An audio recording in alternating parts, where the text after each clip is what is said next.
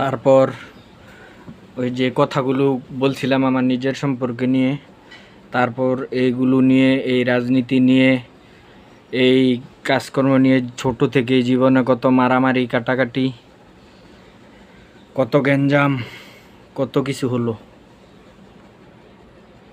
এখনো বেঁচে আছি, টিকে আছি। ইনশাল্লাহ দেখা যাক আর কতদিন পৃথিবীতে থাকতে পারি।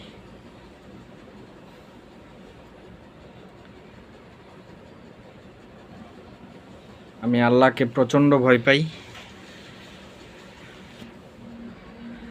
দেখা যাক আর কত কিছু, কত মানুষের সাথে কত জীবনে মারামারি কাটাকাটি গ্যাঞ্জাম, কত দাঙ্গা হাঙ্গামা করেছি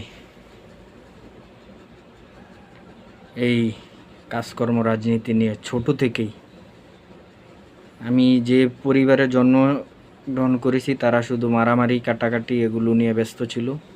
ভালো কিছু শিখবো কী করে।